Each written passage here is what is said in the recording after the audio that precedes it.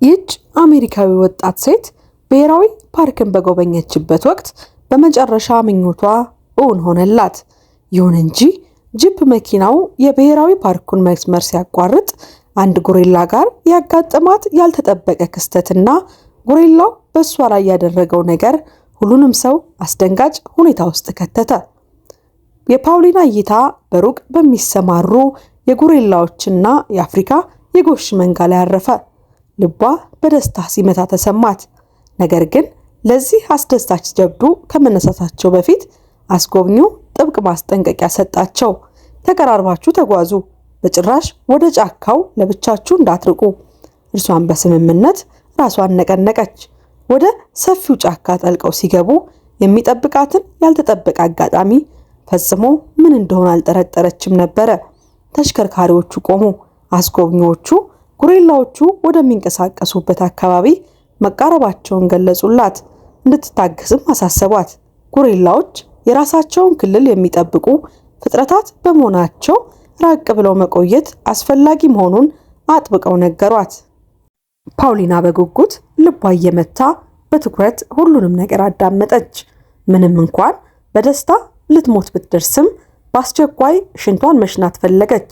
ሁኔታውንም ለአስጎብኚዎቹ ስትገልጽ ሽንቷን የምትሸናበት ብዙም ከነሱ የማይርቅ ቦታ አሳዩአት።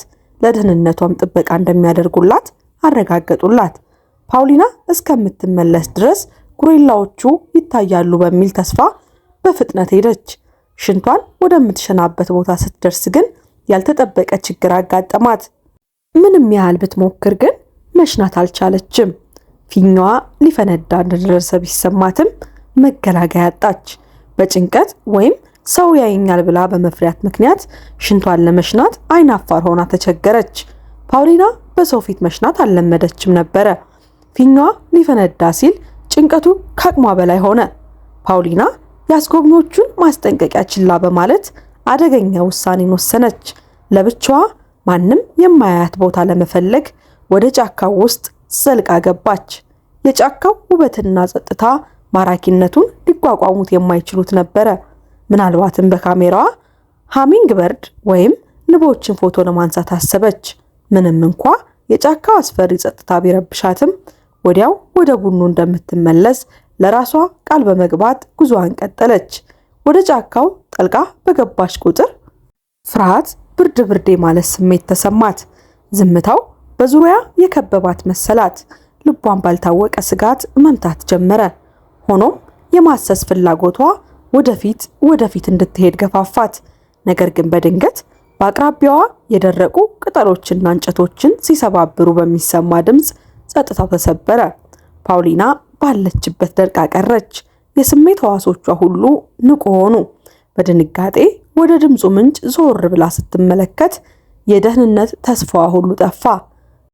በእነዚህ በጥቅጥቅ ቅጠሎች መካከል በሚያልፈው ደብዛዛ ብርሃን ያየችውን ነገር ደሟን አቀዘቀዘው። ፓውሊና በአቅራቢያዋ አንድ ግዙፍ ጥቁር ጥላ ተመለከተች። ግዙፍነቱ በደም ስሯ ውስጥ የድንጋጤ ስሜት በማስፋፋት በፍርሃት ሽባ አደረጋት። ልቧ ደረቷን እየመታው በረጅሙና በሚቆራረጥ ትንፋሽ እየተነፈሰች መሸሽ ወይም በዝምታ ማምለጥ ስላለባት ነገር ታመነታ ታስብ ጀመረ። ፓውሊና ውሳኔዋን ከማድረጓ በፊት በፍርሃትና በደመ ነፍስ መካከል ተዋክባለች። ፍጡሩም በጭንቀት ውስጥ ሆና ተመለከታት። ፓውሊና የገጠማትን አስቸጋሪ ሁኔታ ተረዳች። በፊቷ የቆመው ግዙፍ ፍጥር ስላገኘችው በሰውነቷ ላይ የድንጋጤ ብርድ የማለት ፍርሃት ፈጠረባት። በቆመችበት ደርቃ ቀረች። ፓውሊና አይኖቿ የሚያዩትን ማመን አቃታት። በጉብኝቷ ወቅት ጎሪላዎችን እንደምታገኝ ብታስብም እንዲህ ያለ አስፈሪ ሁኔታ ግን ይገጥመኛል ወይም አየዋለሁ ብላ ፈጽሞ አልገመተችም ነበረ። ጎሪላው ወደ እሷ ሲቀርብ የመጥፎ ዕድል ስሜት ወረራት።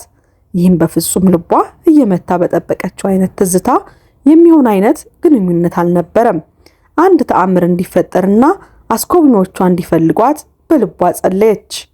ነገር ግን ከቡድኑ ተለይታ ወደ ጫካው እምብርት መግባቷን ስትረዳ የመዳን ዕድሏ ጠባብ መሆኑን አውቃለች። ለብቻዋ ጠፍታ ከዚህ አደገኛ ሁኔታ የምትወጣበትን መንገድ ለማግኘት ተስፋ በማድረግ ከመጸለይ ውጪ አማራጭ አልነበራትም። ጎሪላው ጥርሱን አግጥጦ በሚያስደነግጥ ሁኔታ ሲጮህባት ወደ ክልሉ ጥሳ መግባቷን ተረዳች። በፍርሃት ተውጣ በዚያ ግዙፍ ፍጡር ፊት ለፊት ስትቆም ምን ማድረግ እንዳለባት ግራ ገባት። ጎሪላዎች ያለ ብዙ ጥረት ከፍተኛ ጉዳት ማድረስ የሚችሉ ብርቱ ፍጥረታት መሆናቸውን ታውቃለች። ስለ ድቦች ያነበበችውን የመትረፊያ ዘዴ በማስታወስ ተመሳሳይ ብልሃትን ለመጠቀም ወሰነች። የጎሪላውን ጥቃት ለማስቀረት ስትል ትንፋሿን ለመቆጣጠር እየታገለች በጫካው ወለል ላይ እንደ ሞተ ሰው ተዘረጋች። ምንም እንኳን ሕይወት እንደሌላት ለማስመሰል ብትሞክርም ፍርሃት በደም ስሯ ውስጥ ይርመሰመሳል። የጎሪላውን የከበዱ የእግር ኮቴዎች ወደ እሷ እየተቃረቡ መሆናቸውን ስትሰማ ጥላውም እንደ ጨለማ ጋረዳት። ጎሪላው ሲጠጋ ፓውሊና ለከፋው ነገር ተዘጋጀች። ሆኖም የሚገርም ነገር ሆነ። ለስላሳ እጆች እግሮቿንና እጆቿን ይዘው ያለምንም ጥረት ከመሬት ላይ ሲያነሷት ተሰማት። አይኖቿን ስትከፍት ጎሪላው ተሸክሟት ወደ ጫካው ወደ ውስጥ ጠልቆ ሲገባየች በዱር አውሬ ቁጥጥር ስር መሆኗን ስታውቅና ለሕይወቷ ስትሰጋ ከፍተኛ ድንጋጤ ወረራት። ብዙም ሳይቆይ በጫካው ውስጥ ወደሚገኝ ክፍት ቦታ ደረሱ። ፓውሊና ጎሪላው በግዴለሽነት ወደ መሬት የሚወረውራት መስሏት ነበረ። ነገር ግን ጎሪላው ከዱር አውሬ የማይጠበቅ በጣም አስገራሚ ነገርን አደረገ። በጥንቃቄና በሚገርም ርህራሄ መሬት ላይ አስቀመጣት። ፓውሊና አሁንም የጎሪላውን ፍላጎት ስላልተረዳች ተጠራጥራለች። ጎሪላው በአቅራቢያዋ ቆሞ በትኩረት ሲመለከታት በስጋት ትከታተለውም ነበረ። በመሬት ላይ እንደተቀመጠች ምን ሊፈጠር እንደሚችል እያሰበች ትጨነቃለች። ጎሪላው ጥቂት ራቅ ብሎ ተቀምጧል። በከፍተኛ ጉጉትም ይመለከታት ጀመረ። እንደ ሞተች ሆና በመቆየቷ ደግማት ስለነበረ ተአምራዊ እርዳታን ትመኛለች። በድንገት የአንድ ሽኮኮ ድምፅ የጎሪላውን ትኩረት ሳበው። ጎሪላው ፊቱን ወደ ድምፁ ሲያዞር ፓውሊና አጋጣሚውን ተጠቀመች። ጎሪላው በሌላ ነገር መዘናጋቱን ስታይ ለማምለጥ ወሰነች። በዝግታም ተነሳች። ልቧ እየመታ የጎሪላውን ትኩረት የሚስብ ድምፅ ላለማሰማት እየተንቀጠቀጠች በጫካው ውስጥ ለማምለጥ ጀመረች። በጫካው ጸጥታ ውስጥ የገዛ እግሮቿ ኮቴ ሲያስተጋባ ከመስማት ውጪ ሌላ አማራጭ አልነበራትም። ብቸኛ ምኞቷ ከገባችበት አስፈሪ ሁኔታ ማምለጥ ብቻ ነበረ። ሆኖም ዘወር ስትል ጎሪላው መንገዷን ዘግቶ ፊት ለፊቷ ቆሟል። ስታየው ተስፋዋ ሁሉ ተማጠጠ። በጣም ደነገጠች። እንዴት እንዲህ ባለ ፍጥነት ሊቀድማት እንደቻለ ሊገባት ፈጽሞ አልቻለም። ለማምለጥ ምንም መንገድ የለም ስትል ፓውሊና ለከፋው ነገር ራሷን አዘጋጀች። አይምሮዋ በጭንቀትና በጥርጣሬ ተወጠረ። ነገር ግን የሚገርመው ነገር ጎሪላው ፊት ለፊት ተቀመጠ። ትኩር ብሎ ሲመለከታትም ሰውነቷን የድንጋጤ ብርድ ወሯታል። በፍርሃት እየተንቀጠቀጠች ከዚህ ብርቱ ፍጥረት ጋር አይን ለአይን ለመገጣጠም አልደፈረችም። በግዙፍ አካሉ ስር ሆና ድንቅ የመሰኘትና የሽብር ድብልቅልቅ ያለ ስሜት ተሰማት። ምንም እንኳን ብትፈራም ከጎሪላው ጋር አንድ አይነት ግንኙነት እንዳላቸው ተሰማት። በአስተያየቱ ውስጥ ፍርሃቷን፣ ግራ መጋባቷን የተረዳው የሚመስል የርህራሄ ስሜት ይታይበት ነበረ። በዚያ ቅጽበት ፓውሊና ጎሪላው ጠላት ሳይሆን በዚህ ሰፊ ጫካ ውስጥ ለመኖር የሚታገል ሌላኛው ጓደኛዋ አብሮ አደጓ እንደሆነ ተረዳች። አይን ለአይን በተገጣጠሙበት ቅጽበትም ጎሪላው የተለየ መሆኑን ተሰማት። ምናልባት መገኘት ያስገርሞትና አዝናንቶስ ቢሆንስ የሚል ሐሳብ መጣላት። ደግሞ ሊጎዳት ቢፈልግ ኖሮ እስካሁን ያደርገው ነበረ። ይህንን ስታስብ የእፎይታ ስሜት ተሰማት። ደመ ነፍሷ መታመን ቀስ ብላ ተጠቀመች። በጎሪላው አይኖች ውስጥም ለስላሳ የሆነ የጉጉት ስሜትን አየች። ጎሪላው ጉዳት እንደማያደርስባት እርግጠኛ ለመሆን የያዘችውን ቦርሳ በቀስታ ከፈተች። ጎሪላው እያንዳንዱን እንቅስቃሴዋን በአይኑ ይከታተል ነበረ። አንድ ዳቦ አውጥታ አሳየችው። እሱም ምልክቷን ለመረዳት እየሞከረ በትኩረት ይመለከታት ነበረ። የጎሪላውን ግራ መጋባት ስታይ ፓውሊና ከዳቦ ቆርሳ አፏ ውስጥ ከተተች። ጎሪላው ሁኔታውን ሲረዳ አይኖቹን በደስታ ከፈተ። እርሱም ከዳቦ ቆርሶ መብላት ጀመረ። ለተጨማሪ ምልክት በእጁ አሳያት። ፓውሊናም ፈቃደኛ ሆና ዳቦውን አጋራችው። ዳቦውን አብረው ሲበሉ በመካከላቸው በዝምታ የታጀበ የመግባባት ስሜት ተፈጠረ። ፓውሊናን ወጥሮ ይዟት የነበረው ፍርሃት ቀስ በቀስ እየጠፋ ሄደ። ከጉሬላው ጋር ባሳለፈችው በዚህ ያልተጠበቀና አስደሳች አጋጣሚ ተደሰተች። ይህ ፈጽሞ የማትረሳው ውብ ጉብኝቷ ነበረ። እንደገና ቦርሳዋን ስትፈትሽ የመጨረሻውን ሙዝ አገኘች። አውጥታ ለጉሬላው ሰጠችው። እርሱም ያደረገችውን ሁሉ ደገመ። እሷ በበላችበት መንገድ ሙዙን በላ። ይህ የጋራ ሁኔታቸው በመካከላቸው ያለውን ትስስር ይበልጥ አጠነከረው። ይህ በሁለት የተለያዩ ዓለማት ፍጥረታት መካከል የተፈጠረ ቀላል ግን ጥልቅ የሆነ ግንኙነት ቅጽበት ነበረ። የነበረው አደጋ እንደቀረላት ስታውቅ መረጋጋት ተሰማት። አሁን ግን የግድ አስጎብኚዎቿንና የቡድን አባላቷን ማግኘት እንዳለባት ተረድታለች። ለብቻዋ ወደ ማረፊያ ቦታ ሎጂ የመመለሻውን መንገድ እንደማታውቅ ስላስተዋለች ስልኳን አወጣች። የአስጎብኚዎቿን ቁጥር በፍጥነት ደወለች። እንዳጋጣሚ ሆኖ ኔትወርኩ ይሰራ ስለነበረ አገኘቻቸው። ነገር ግን እንዳለመታደል ሆኖ አስጎብኚዎቹ ስልኩን ቢያነሱም የኔትወርክ መስመሩ ለግልጽ ግንኙነት ጠንካራ አልነበረም። ድምጻቸው ይቆራረጥ ስለነበረ እንደ ማንኛውም ሰው የሚባባሉትን ነገር አንዳቸውን መስማት አልቻሉም። ይህ በእንዲህ እንዳለ ፓውሊና በጉሬላው ተጫዋችነትና ድርጊቶች እየተላመደች መጣች። እንቅስቃሴዋን በሚመለከትበትና ምልክቶቿን በሚረዳበት ሁኔታ ተገረመች። ቦርሳዋን በትከሻዋ ላይ ለማንሳት ስትነሳ ጉሬላው ቀጥሎ የሚያደርገውን አስገራሚ ምልክት አልጠበቀችም ነበረ። ጉሬላው ወደ እሷ ቀርቦ እሷ ቦርሳዋን እንዳደረገችው ሁሉ እሱም በጀርባው ላይ እንድትወጣ ምልክት አሳያት። ፓውሊና ለጥቂት ጊዜ ብታመነታም በደስታና በጉጉት ጀርባው ላይ ለመውጣት ወሰነች።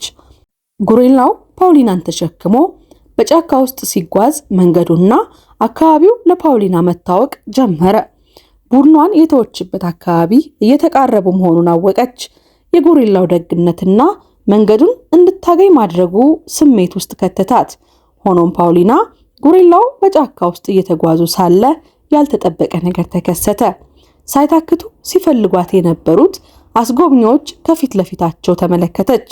የሚያዩትን አስገራሚ ነገር ማመን አቅቷቸው በድንጋጤ ተዋጡ። አስጎብኚዎቹ ህልም ይሆን ብለው አይናቸውን አሻሹ። ያ ግዙፍ ፍጡር ፓውሊናን በትከሻው ተሰክሞ ማየታቸው ንግግር ቃላት አሳጣቸው። አስጎብኚዎቹን በድንገት በማየቱ ጉሬላው ቆመ። ፓውሊናም በጥንቃቄ ከጀርባው ወረደች። እናም አስጎብኚዎቹ እንዳይደነግጡ ወይም ጉሬላውን የሚያበሳጭ ድንገተኛ እንቅስቃሴ እንዳያደርጉ አሳሰበቻቸው። ጉሬላው ምንም ጉዳት እንዳላደረሰባትና አብረው በነበሩበት ጊዜም በመካከላቸው ትስስር እንደተፈጠረ አስረዳቻቸው። ፓውሊና በለሰለሰ ድምፅ የተናገረች ጉሬላው ወደ ጫካ እንዲመለስ በምልክት ነገረችው። የሚገርመው ነገር ግን ጉሬላው ንግግሯን የተረዳ ይመስል ነበረ። በዚያ ልብ በሚነካ ቅጽበት ጉሬላው ፓውሊናን ወደ እሱ አስጠግቶ አቀፋት። ጸጉሯንም በቀስታ ሳመ። አስጎብኚዎቹን ጨምሮ በቦታው የነበሩ ሁሉም ሰው በዚህ እጅግ አስገራሚ ትዕይንት ተደመሙ። ጉሬላዎች ልክ እንደ ሰው ሁሉ ስሜታቸውን በመተቃቀፍ በመሳሳም ይገልጻሉ። ይህንን በፓውሊናና በጉሬላው መካከል የተደረገ የስሜት ልውውጥ ያዩ ሁሉ ልባቸው በደስታና በአድናቆት ተሞላ። ፍጥሩም ቀስ በቀስ ወደ ጫካው ጥልቀት ውስጥ ገብቶ እስኪሰወር ድረስ በአይናቸው ሸኙት። ፓውሊና ደስታዋ የመነጨው በሰዎች መካከል በመገኘቷ ይሆን ወይም ከጉሬላው ጋር ባጋጠማት ያልተጠበቀ ሁኔታ ለመለየት ተቸገረች። ሆኖም ግን አስጎብኚዎቹ ጋር ወደ ተሽከርካሪው ስትመለስ በደስታ ተሞልታ ነበረ። ምንም አይነት ጉዳት እንደማይኖርባት ቢመረምሯትም ያለምንም ጉዳት በሰላም በመገኘቷ እፎይ አሉ።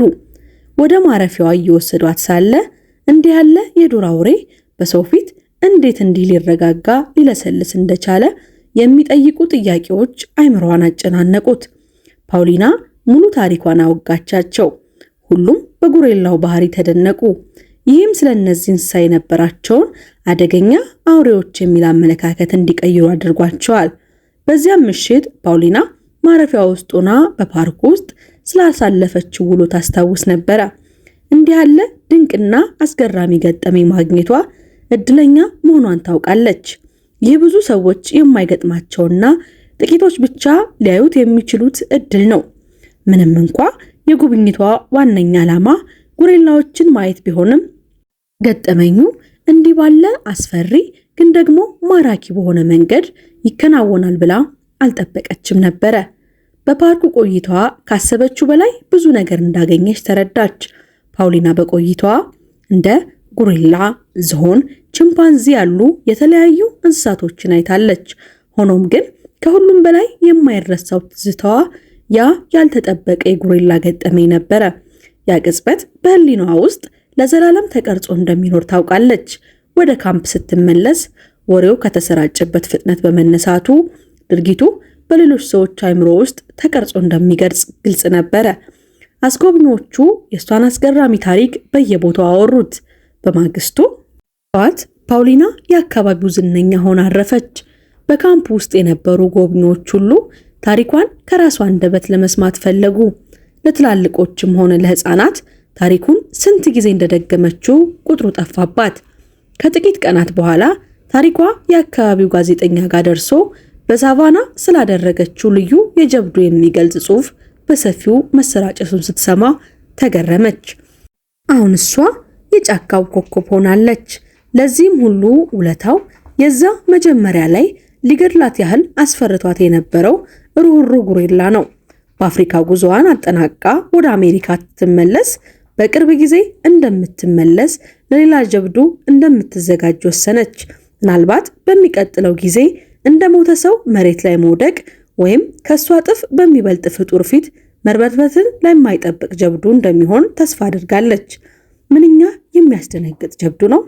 እናንተ በፓውሊና ቦታ ሆናችሁ በጫካ ውስጥ ዞር ስትሉ ግዙፍ ጎሪላ ብታዩ ምን ይሰማችሁ ነበረ? እንደሷ ለብቻችሁ ወደ ጫካ ትገቡ ነበረ? መልሳችሁን ከታች ባለው የሐሳብ መስጫ ሳጥን ውስጥ ያጋሩን።